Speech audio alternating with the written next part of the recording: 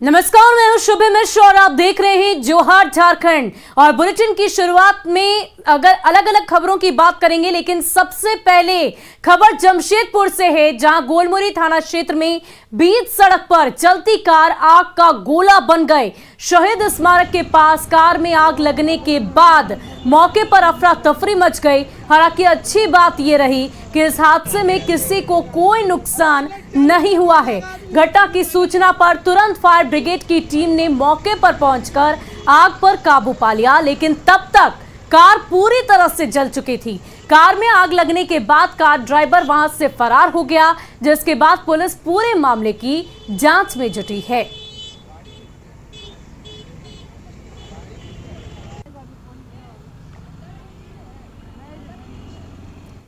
वहीं झारखंड में हेमंत सोरेन की सरकार एक बार फिर सवालों के घेरे में है। इस बार सरकार को उनके परिवार के सदस्य और पार्टी की विधायक सीता सोरेन ने ही घेरा है। क्या है ये पूरा मामला, देखिए ये रिपोर्ट।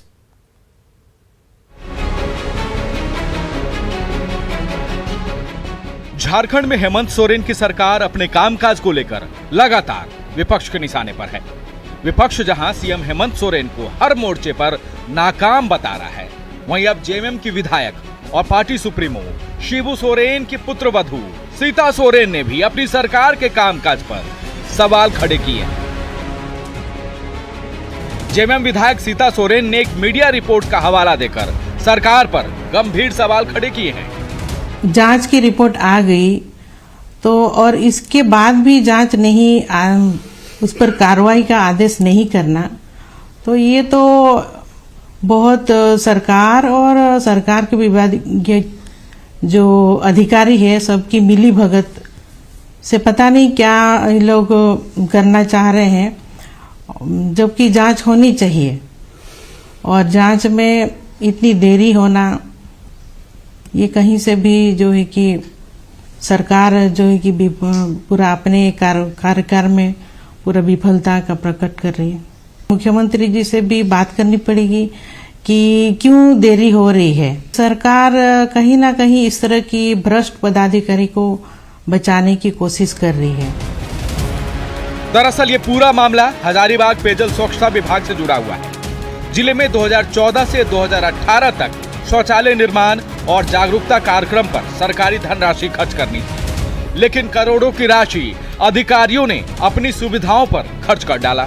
एजेंसी और फर्म को 2,42,00,000 रुपए दिए। गाड़ियों के किराए के नाम पर 15,60,000 रुपए खर्च किए गए। जल जीवन मिशन पर 15,08,000 रुपए खर्च किए गए। आवास की सफाई पर 44,000, गणतंत्र दिवस कार्यक्रम पर 26,000 रुपए, टेंडर के दौरान भोजन पर 19,000 रुपए, कर्मियों की सेवानिवृत्ति पर 7,000 रुपए, सीसीटीवी पर 80,000 रुपए, इलेक्ट्रिक सामानों पर 62,000 रुपए खर्च किए गए। हैरानी की बात यह है कि घोटाले की रिपोर्ट के बावजूद कोई कार्रवाई नहीं की गई। अब जेएमएम विधायक सीता सोरेन ने मंत्री मिथिलेश ठाकुर से घोटालेबाजों पर कड़ी कार्रवाई की मांग की है। संज्ञान लेनी चाहिए, और अब तक भी जो है कि विभागीय मंत्री वो भी मिथिलेश ठाकुर जी उनकी नॉलेज में भी है, फिर भी इस चीजों पर इस गंभीरता से नहीं लेना, ये लिपापोती करना, और जब सक्षम है तो उसको जांच कराना ही चाहिए। और मैं अपने तरह से भी मुख्यमंत्री जी से आग्रह करती हूं कि इस तरह की जो मामला है इसको लिपापोती नहीं करनी चाहिए। सवाल ये भी है कि रिपोर्ट के बावजूद कार्रवाई क्यों नहीं हो रही। पेयजल और स्वच्छता मंत्री मिथिलेश कुमार ठाकुर चुप क्यों हैं? सीएम हेमंत सोरेन की मामले पर आंखें क्यों बंद है? क्या भ्रष्टाचारियों को बचा रही है हेमंत सोरेन की सरकार? घोटालेबाजों पर कार्रवाई नहीं होने से हेमंत सोरेन सरकार की छवि धूमिल हुई है। साथ ही विपक्ष को भी हेमंत सरकार पर हमला करने का एक और मौका मिल गया है। Bureau report, news 18। वहीं दुमका की शिकारीपाड़ा थाना क्षेत्र के पलासी गांव में अंचल अधिकारी को देख ग्रामीणों का गुस्सा फूट पड़ा। ग्रामीणों ने 1 घंटे तक अंचल अधिकारी को गांव में बंधक बनाकर रखा। बाकी जोर में एक कार्यक्रम में जाने के दौरान अंचल अधिकारी राजू कमल की गाड़ी को रोक ग्रामीणों ने बंधक बना लिया। ग्रामीणों का आरोप है कि शिकारीपाड़ा प्रखंड के पलाशी पंचायत में सरकार की योजनाओं का लाभ नहीं मिल रहा है।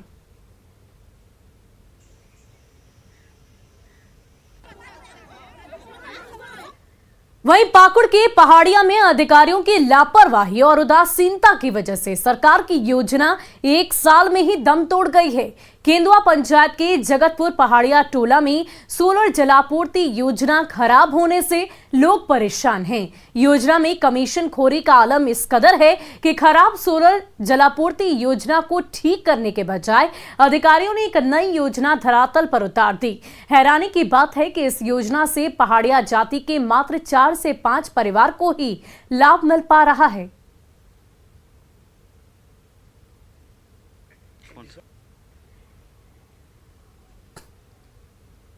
प्रधान टोला में पानी का व्यवस्था कोई नहीं है, तो एक चापाकल है और 22 ठो घर है, और पहाड़िया टोला में 4 घर है और 3 टंकी है और एक चापाकल है। अब 2 टंकी तो है, एक खराब है और एक चालू है। अब मोटा मोटी बंद वाला 2 साल पहले बना है, लेकिन 6 महीना पहले ही खराब हो गया है। और ये चीज़ तो एक जगह नहीं होना चाहिए, क्योंकि 5 परिवार को एक टंकी में ही हो जाना चाहिए, जब 40-45 परिवार को एक टंकी में होता है। वहीं झारखंड में इन दिनों सरकारी योजनाओं में लूट खसोट मची है। जनहित के काम के नाम पर लाभुकों की जानकारी के बिना ही उनका हक मारा जा रहा है। लेकिन हेमंत सरकार को ना तो ये सारे भ्रष्टाचार दिख रहे हैं, ना ही भ्रष्टाचारियों पर कोई कार्रवाई की जा रही है। बाजों का राज,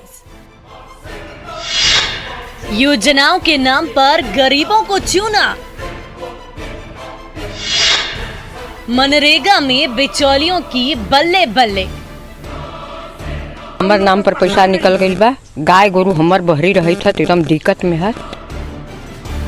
गरीब झारखंड में गरीबों का हक मारकर बिचौलिए चांदी काट रहे हैं और राज्य के मुखिया हेमंत सोरेन इन सारे खेल पर आंख बंद किए बैठे हैं। राज्य में चल रही लगभग हर योजनाओं में इन दिनों भ्रष्टाचार की गंगा बह रही है। केंद्र की सबसे बड़ी योजना मनरेगा का ही हाल देख लीजिए। पलामू में पाटन के सिरमा पंचायत में मनरेगा के नाम पर गरीबों की हकमारी की जा रही है। पशु शेड पास कराकर धड़ल्ले से बिचौलिए आम लोगों का हक मार रहे हैं और लाभुकों को इसकी भनक तक नहीं हो रही। और दूसर कागज पर करवा ले भाई, इस सब के हम इनके जानकारी के हम इनके नाम पर पशुपति के सब शेड के अथी निकाल ले है पैसा कौड़ी। कोई बताया क्या बताया कि पशु शेड आपका पास हो गया है, निकल गया है। हेलो, आपको जानकारी नहीं? नहीं सर, कुछ नहीं। हमारा कहीं साइन ठेपा भी अगर आप देख सकते हैं। भ्रष्टाचार के लिस्ट में पशु शेड से आगे मेड़बंदी भी शामिल है। अधिकारियों की मिली भगत से बिचौलिए लाखों का वारा न्यारा कर रहे हैं। गांव की नीलमणि पांडे ने आज तक अपने खेत में तटबंधी नहीं कराया, लेकिन उनके नाम पर पैसे की निकासी हो चुकी है। तो एक तरफ जरूरतमंदों को लाभ नहीं मिल रहा और दूसरी ओर भ्रष्टाचार का गंगा बहाने के लिए एक ही परिवार के सदस्यों के नाम पर 8 डोभा का निर्माण करा दिया गया है। कीजिए, जो करना है आप कर सकते हैं। जो लाभ आपको मिला है, क्या जानकारी है आपको? नहीं, लाभ नहीं मिला है। हम लोग के तक जानकारी जब लिस्ट निकाले तब हम लोग के पता चल रहा है जो सविता देवी के ऊपर मेड़बंदी हुआ है। मनरेगा में बड़े पैमाने पर घोटाला और लाभुकों की हकमारी के सवाल को मुखिया राजनीतिक साजिश बताकर खुद को सबसे ईमानदार साबित करने में लगे हैं। अगर आपको लगता है कि वो सही बोल रहे हैं तो मैं उनसे बात करा रहा हूँ, बात कर लीजिए। धरातल पर उनका काम है? एकदम धरातल पर, बिल्कुल। मेरे यहाँ एक भी योजना ऐसी नहीं है जो धरातल पर नहीं हो। सारा योजना धरातल पर है। पलामू के केवल एक गांव में ही दर्जनों ऐसे मामले हैं जिस पर भ्रष्टाचार का पूरा बोलबाला है।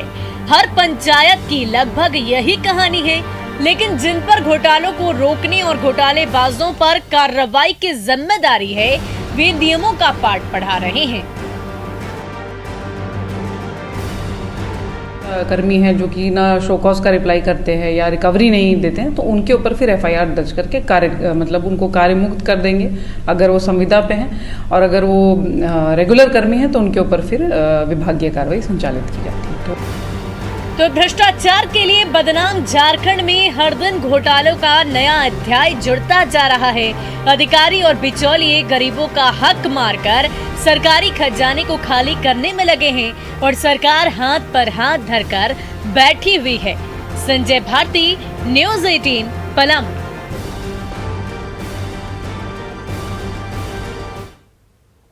और अब बात काशी नगरी की। वाराणसी में बाबा विश्वनाथ धाम को भव्य करने का सपना आज पूरा हुआ। प्रधानमंत्री नरेंद्र मोदी ने बाबा विश्वनाथ धाम कॉरिडोर का लोकार्पण किया, तो इस ऐतिहासिक पल का गवाह बनने के लिए झारखंड में भी कई जगहों पर तैयारी की गई थी। देवघर के बाबा बैद्यनाथ धाम से लेकर जमशेदपुर और रांची तक इस दिव्य काशी भव्य काशी को लेकर उत्साह देखते ही बन रहा था।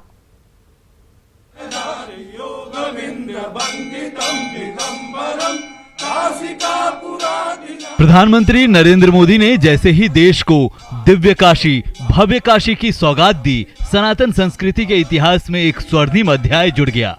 बाबा विश्वनाथ को भव्य करने के लिए काशी कॉरिडोर के लोकार्पण का समारोह कई जगहों पर दिखाया गया, जिसमें सभी 12 ज्योतिर्लिंग शामिल रहे। बाबा बैद्यनाथ की नगरी देवघर में भी इस समारोह को दिखाने के लिए बड़े बड़े एलईडी स्क्रीन लगाए गए थे। वाराणसी की सकरी गलियों में बाबा विश्वनाथ के आजाद होने के बाद अब देवघर से विधायक नारायण दास को बाबा बैद्यनाथ धाम के सौंदर्यीकरण की उम्मीद है। सौंदर्यीकरण होगा और देश के हित में सनातन संस्कृति जो खोई हुई थी उसको उजागर कर रहे हैं। दिव्य काशी भव्य काशी को देखने के लिए देवघर में हुजूम उमड़ा, तो जमशेदपुर के सिद्धगोड़ा सूर्य मंदिर में भी इस समारोह को लेकर भव्य आयोजन किया गया था, जिसमें पूर्व मुख्यमंत्री रघुवर दास समेत बड़ी संख्या में बीजेपी नेता और श्रद्धालु शामिल हुए और वाराणसी को दुनिया की आध्यात्मिक राजधानी बनने का गवाह बने, जो पूरे देश के लिए गौरव की बात है। 352 वर्ष बाद काशी को आज विश्व का एक आध्यात्मिक राजधानी बनाने का काम किया और इस सांस्कृतिक राजधानी होने के कारण आने वाले समय में विश्व में काशी की चमक, जो काशी का सामर्थ्य था, उसको मोदी जी ने दुनिया से अवगत कराने का काम किया। रांची में भी बीजेपी नेताओं ने दिव्य काशी भव्य काशी को देखने के लिए बड़ी तैयारी की थी। काशी कॉरिडोर का लोकार्पण का विहंगम दृश्य देखने के लिए बड़े बड़े स्क्रीन लगाए गए थे। इस मौके पर बीजेपी विधायक सीपी सिंह ने कहा कि सांस्कृतिक विरासत को एक नई पहचान मिली है। हमारे देश के यशस्वी प्रधानमंत्री नरेंद्र मोदी जी अपने संस्कृति, धार्मिक और अलौकिक इन सारी चीज़ों की विरासत को संजो कर रखने ही का प्रयास नहीं कर रहे हैं, बल्कि इसे आगे बढ़ाने का काम कर रहे हैं। काशी कॉरिडोर का सपना 33 महीने में साकार हुआ है। काशी विश्वनाथ धाम का नवीनीकरण करीब 244 साल बाद हुआ है, जिस पर करीब 339 करोड़ रुपए की लागत आई है। आज काशी विश्वनाथ धाम का पूरा कॉरिडोर फूलों की खुशबू से महक रहा है, तो श्रद्धालुओं में अपनी सांस्कृतिक विरासत को लेकर एक नई ऊर्जा का संचार हो रहा है।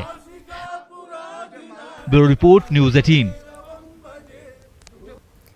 और अब बात नीति आयोग के रिपोर्ट की। नीति आयोग की रैंकिंग शिक्षा के क्षेत्र में टॉप 5 जिले झारखंड और बिहार हैं और नंबर 1 पर झारखंड की उप राजधानी दुमका है, जबकि बाकी 4 जिले बिहार के हैं।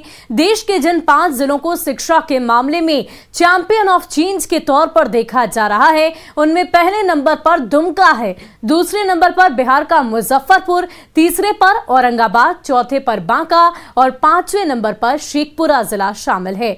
नीति आयोग ने ट्वीट कर बताया है कि आत्मनिर्भर भारत बनने की वजह शिक्षा है। ये सभी जिला शिक्षा के क्षेत्र में अक्टूबर 2021 में बेहतर प्रदर्शन के लिए देश के टॉप 5 जिलों में शामिल हुए हैं। और फिलहाल के लिए इस बुलेटिन में इतना ही। मुझे दीजिए इजाजत। न्यूज़ 18 बिहार झारखंड पर खबरों का सिलसिला जारी रहेगा।